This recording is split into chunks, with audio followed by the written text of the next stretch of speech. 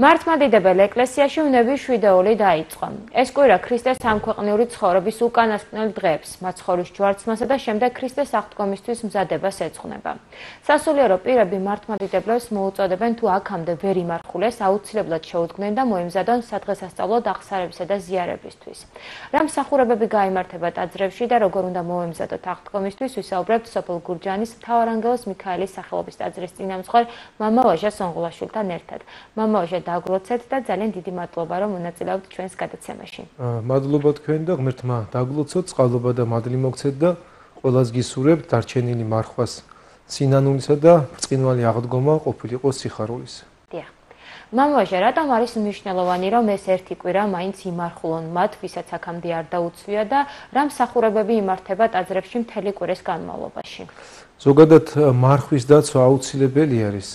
და უფრო მეტიც სასიცოცხლოდ მნიშვნელოვანია. აქ ფიზიკურ სიცოცხლეზე არ არის საუბარი, რა თქმა უნდა, სულიერ სიცოცხლეზეა საუბარი, მარხვის გარეშე, საკუთარი სხეულის მართვის გარეშე და აი ნამდვილი თავისუფლებაც ეს არის, საკუთარ თავს ფლობდე და აი ამ ფლობის გარეშე შეუძლებელია რომ შენ დაბრუნდე ზეციურ სასუფეველში, იქ სადაც რისთვისაც თვითოულ ჩვენგანი ვარ დაბადებული და გაჩენილები. ასე რომ ცოდვამ დაგვაკარგინა სასუფეველი და მარხვა არის საშუალება, მარხვის პერიოდი არის დრო მოცემული სინანულისა განცდა საკუთარი ცოდვებისა და მარხვა არის საშუალება რომ შენ დაბრუნდე და გზას გაუდგე სასუფევლისაკენ.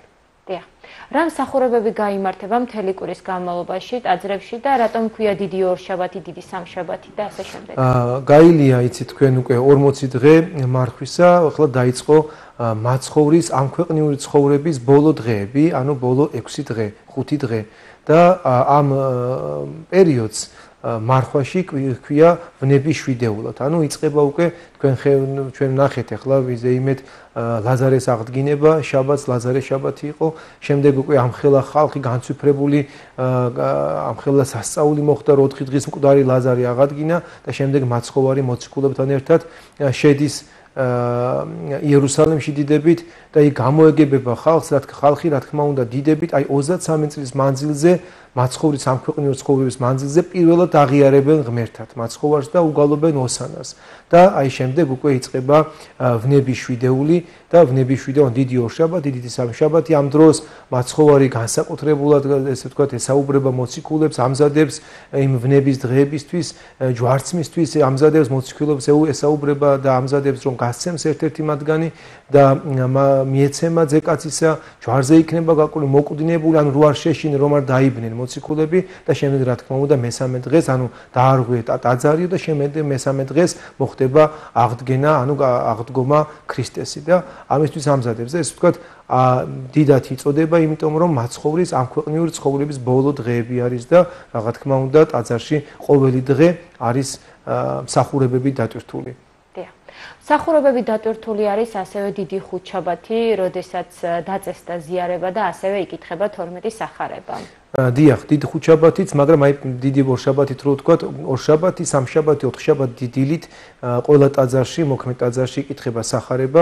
ჩვენ წეღავ თქვით, რომ მაცხოვრის ბოლო ამქვეყნიური ბოლო დღეებია ცხოვრების, ამქვეყნიური ცხოვრების და ამ დროს სახარება იკითხება თავიდან ბოლომდე სრულად იქნება წაკითხული სახარება და აუცილებელია მრევლისთვისაც და ვინც დამწყები და ახლად არის რომ განსაკუთრებულად დაესწროს აი ამ მსახურებებს რომ მარტო დიდი ხუთშაბათი, იმიტომ რომ ზიარებისთვის მივიდე ჯერ ვის ვეზიარები, რას ვეზიარები, უნდა ვიცოდე, მესმოდეს რომ სამკურნებელია სულის და ხორცისა წმინდა ზიარება, რომ ქრისტეს სისხლის და ხორცია და იმ ქრისტესი რომლის სახარებაც იკითხება ორშაბათს, სამშაბათს და ოთხშაბათს დილით.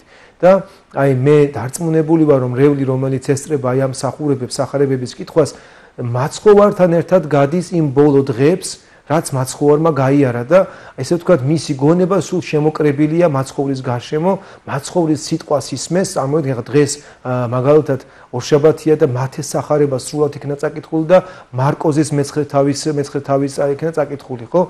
აი მერე მიყვება მარკოზის მეცხრე თავიდან გრძელდება ისევ და შემდეგ ესე გადადის და მთელი სახარებას, ანუ ეს კი მაცხოვრის სიტყვებს, მის ქმედებას, მის ასწაულებს, მის იგავებს ყველაფერს ისმენ სრულად თავიდან ბოლომდე. ესე იგი მაცხოვართან ერთად გადიხარ აი ამ დღეს. Რაღაც თქმა უნდა, ოთხშაბათი დღე, ეს არის დღე, როდესაც იუდამ გასცა 30 ვერცხლად და ეს არის მძიმე დღე და ამიტომაც წელიწადში ოთხშაბათი პარასკევი არის მარხვა, რატო? იმიტომ რომ იუდამ გასცა ოთხშაბათ დღეს და პარასკევი იქნა მაცხოვარი ჯვარცმული.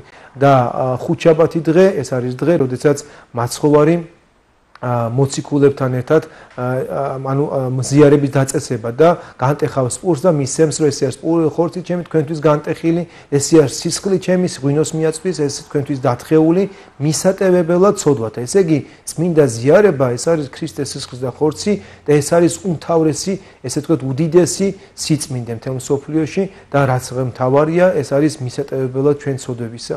და ეს არის ხუთშაბათი, დიდი ხუთშაბათი არის წმინდა ზიარების დაწესების, დაბადების დღე და ჩვენ როცა წელიწადში ერთხელ განსაკუთრებული დღე რაც გიყვარს და იმისთვის ემზადები განსაკუთრებულად უნდა გვახსოვდეს რომ დიდი ხუთშაბათისთვის თითოეული მორწმუნე მაზიარებელია ქრისტიანი მართლმადიდებელი უნდა ემზადებოდეს ამ დღისთვის რომ ქრისტეს სისხლს და ხორცს ეზიაროს.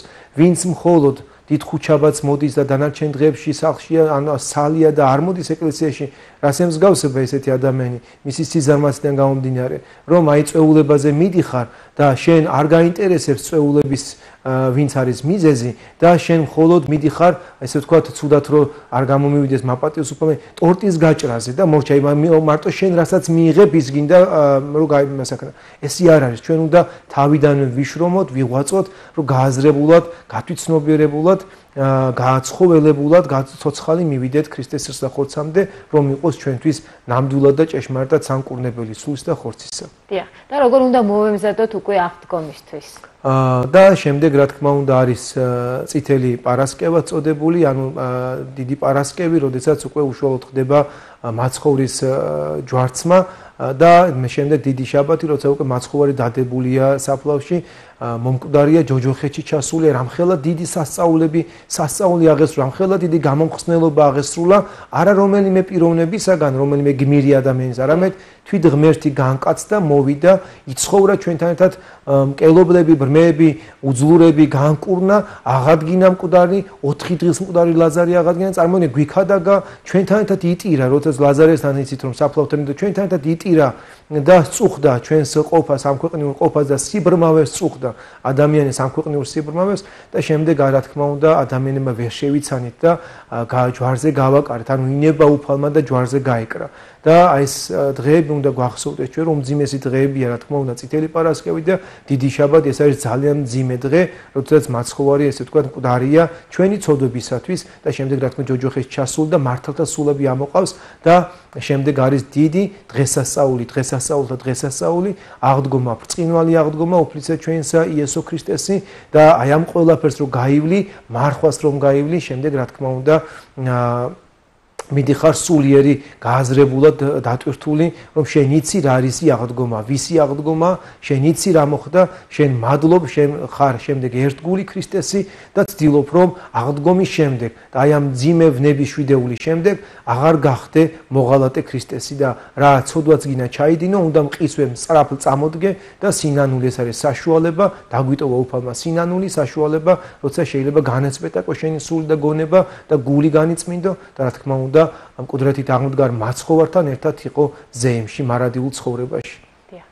დიდი მადლობა მამავაჟა და როგორც ვიცი, მთელი კვირის განმავლობაში მსახურებები იმართება, როგორც თქვენ აღნიშნეთ და დროც რომ მიუთითოთ დაახლოებით ვისაც აქვს სურვილი რომ მოვიდეს ამ მსახურებებზე და თავარანგელოზის ტაძარში დილის 9 საათზე ორშაბათს, სამშაბათს, ოთხშაბათს არის სახარებების კითხვა, ოთხშაბათს 3 საათზე ლოცვა, ხუთშაბათს დილის 9 საათზე არის წირვა, ხუთშაბათს საკათედრო ტაძარ სამებაში არის შვიდგზეთის ხება წირვის შემდეგ ხუთშაბათს 4 საათზე 12 ვნების სახარება არის, პარასკევს 8 საათზე დილით მე 2 საათზე არის მსახურება, შაბათს დილის 7 საათზე არის მსახურება, გარდამოხსნის შემოტარება, შაბათს დილის 7 საათზე იწყება, ესე ვთქვით ყველაზე დიდი მსახურება მარხვაში და შემდეგ რა თქმა უნდა აღდგომის დღესასწაული, ეს არის შაბათს საღამოს 11 საათზე დაიწყება ტაძარში შეკრება და მსახურება და მე მინდა ყველას მოგიწოდოთ უბრალოდ პატრიარქის ქადაგებით გითხრათ, რომ ის ვისაც არ დაგიწყიათ მარხვა, ეს ბოლო კვირა ჩვენი წინაპრები, ვინც არ მარხულობდა, ყველა მარხვას ინახავ. ბოლო კვირა უპირობოდ ყველა ინახავდა მარხვასო, ეს რას ნიშნავს, რომ მე-11 ჟამის მუშაკსაც იგივე საზღაურს აძლევს უფალი, რადგან უფალი მოწყალე და კაცთმოყვარია. ბოლო კვირას ვინც შეძლებს და შეუდგება მარხვას, აღდგომის დიდ მარხვას, ვინც შეძლებს და იმსახურებს ჩვენთან ერთად და იქნება ტაძარში მსახურებაზე, რა თქმა უნდა, ვინც მონათლულია მართლმადიდებლურად, ის რა თქმა უნდა, ვინც გადაწყვეტს, რომ აღსარებაზე მოვიდეს, აღდგომა დღეს ღვთისმადლით და უფლის შემწეობით, ღვთისმშობლის შემწეობით და მეოხებით, ჩვენ ყველა ერთად მივალთ წმინდა ზიარებამდე, ქრისტეს სისხლს და ხორცამდე, რომელიც არის სამკურნებელი ჩვენი სულისა და ხორცისა. დიდი მადლობა მამავიჟა კიდევ ერთხელ. მერთმა დაგლოცოთ და ყველას გისურვებთ სრულიად საქართველოს, მთელ მსოფლიოს ეს დარჩენილი მარხვა სინანულისა და ბრწყინვალე აღდგომა სიხარულისა. ამინ.